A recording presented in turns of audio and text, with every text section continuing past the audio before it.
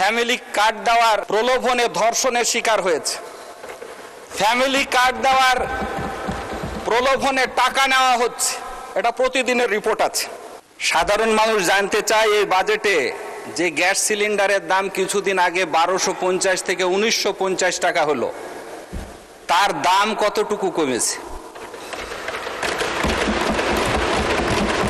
সাধারণ মানুষ জানতে চায় রাতারাতি যে বিদ্যুৎ এবং জ্বালানির দাম বৃদ্ধি করা হলো তা কতটুকু কমেছে। চাষিরা জানতে চায় তাদের চাষের জন্য যে পর্যাপ্ত সারের প্রয়োজন আজকে এই সময়তে পাচ্ছে না। আমার কাছ থেকে এলাকার মানুষ বারবার খোঁজ নিচ্ছে পাওয়া যাবে কিনা। আবার 1300 টাকার সারে যদি 500 টাকা বেশি দেওয়া হয় তাৎক্ষণিকভাবে পাওয়া যাচ্ছে। এই ব্যবস্থাপনাটা ঠিক হবে কিনা এই বাজেট। মাননীয় স্পিকার, কৃষকের উৎপন্ন ফসল যেটা সাধারণ মানুষ চাল ডাল ভোগ করবে, এর উপরে উৎসকর না রাখার কারণে দামটা কম থাকবে।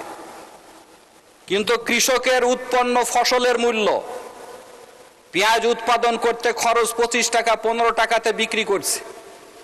ধান উৎপাদন খরচ মন প্রতি 1200 টাকা, সেখানে 1000 টাকায় বিক্রি করছে। কৃষকরা জানতে চায় এই বাজেটে তাদের উৎপাদিত ফসলের ন্যায্য মূল্য পাবে কিনা।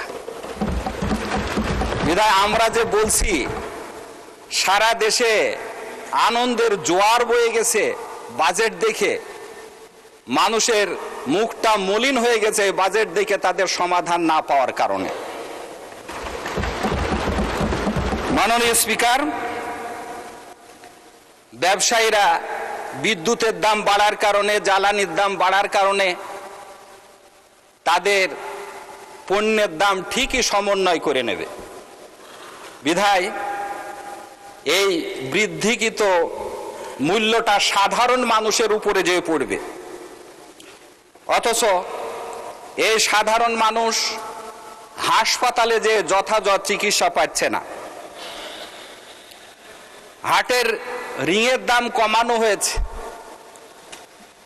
এক্ষেত্রে ধন্যবাদ।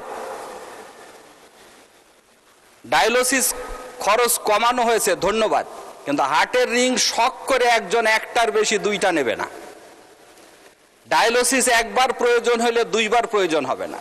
বিধায় মানুষের নিত্য প্রয়োজনীয় জিনিস যেগুলা, সেগুলার কতটুকু দাম করলো জনগণ এদিকে চেয়ে আছে।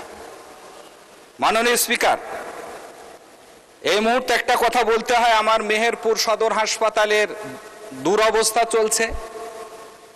প্রেস ক্লাবের, ঢাকা প্রেস ক্লাবের সামনে কিছু মানুষ বর্তমান তত্ত্বাবধায়ক কিছু অসাধু কর্মকর্তার বিরুদ্ধে মানববন্ধন করেছে। আমি দৃষ্টি আকর্ষণ করব মাননীয় স্বাস্থ্যমন্ত্রীকে অতি দ্রুত এটা দেখার জন্য, এবং মেহেরপুর হাসপাতালে যাতে চিকিৎসা ব্যবস্থাটা দ্রুত ভালো হয়। মাননীয় স্পিকার, ভাতার পরিমাণ বৃদ্ধি করা হয়েছে, কিন্তু অবস্থাটা যদি এমন হতো যে 65 বছর হলেই সে ভাতা পাবে, বিধবা হলেই সে বোন ভাতা পাবে, এটা যথাযথ ছিল। কিন্তু 75 বছর বয়স হয়ে গেলেও বিধবা হওয়ার পরে 5 বছর পার হলে এখনো তারা ভাতাভোগী হতে পারছে না। বিধায় এই সংখ্যাটাকে আরো বৃদ্ধি করলে তবেই জনগণ বুঝতো যে বাজেটে আমরা কিছু একটা পাচ্ছি। মাননীয় স্পিকার, আমার সময় শেষের দিকে, আগে একটু সময়। জি, মাননীয় সদস্য, খুব 2 মিনিট সময় আপনাকে দেয়া হলো। আর ধন্যবাদ মাননীয় স্পিকার। 6টি রোগের জন্য টাকার পরিমাণ বৃদ্ধি করা হয়েছে, ধন্যবাদের জন্য। কিন্তু উপকারভোগীর সংখ্যা যদি বৃদ্ধি করা হতো, আমরা এখানে সকল সংসদ সদস্য জানি কি পরিমাণ এই 6টা রোগের অসুস্থ রোগীরা আমাদের কাছে আবেদনপত্র নিয়ে আসে, তাহলে জনগণ এর দ্বারা উপকার পেত। মাননীয় স্পিকার, ফ্যামিলি কার্ডের কথা বলা হয়েছে। 41 লক্ষ ফ্যামিলিকে ফ্যামিলি কার্ড দেওয়া হবে। এটা হিসাব করলে পরে ওয়ার্ড পিছু 90টা করে পরিবার পাবে। তাহলে বাকি যে দরিদ্র ফ্যামিলিগুলো আছে তাদের অবস্থাটা কি হবে?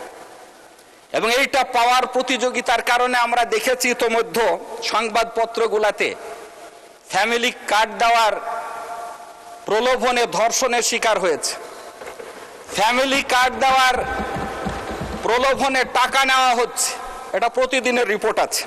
মাননীয় স্পিকার, এজন্য আরো যে প্রান্তিক জনগোষ্ঠী আছে ফ্যামিলি কার্ডের বাইরে যারা থাকবে তাদের মানটা বাড়াবার জন্য, জীবন মানটা বাড়াবার জন্য প্রয়োজনীয় পদক্ষেপ নেওয়ার জন্য আমি অনুরোধ করব। মাননীয় স্পিকার, আজকে বাংলাদেশে অবকাঠামোগত দিকে যদি আমরা লক্ষ্য করি তাহলে মোগল আমলের অনেক বিল্ডিং এখনো খাড়া হয়ে আছে। আমরা যদি দেখি ব্রিটিশ আমলের রেল লাইনের যে স্টেশন আছে এখনো সগর্ভে দাঁড়িয়ে আছে। পাকিস্তান আমলের বিল্ডিংগুলো আমরা ব্যবহার করছি, কিন্তু স্বাধীনতার পরে এমন অনেক বিল্ডিং হয়েছে যেগুলা এক্ষুনি ভেঙে যাচ্ছে, আবার নতুন করে বানাবার প্রয়োজন পড়ছে। মাননীয় স্পিকার, যে বিল্ডিংটা 60 বছর চলার কথা ছিল সেটা যদি নতুন করে 30 বছরে আবার নতুন করে বানাতে হয় তাহলে আমরা 30 বছর জাতিগত। ধন্যবাদ মাননীয় সদস্য, টাইম ইজ আপ। পরে আবার কথা বলার সুযোগ থাকলে পাবেন ইনশাআল্লাহ। অসংখ্য ধন্যবাদ। আলোচনায় অংশগ্রহণ করবেন ফেনী 1 আসন থেকে নির্বাচিত মাননীয় সদস্য জনাব মুন্সি রফিকুল আলম। জনাব মুন্সি রফিকুল আলম, আপনার সময় 5 মিনিট। ধন্যবাদ আপনাকে।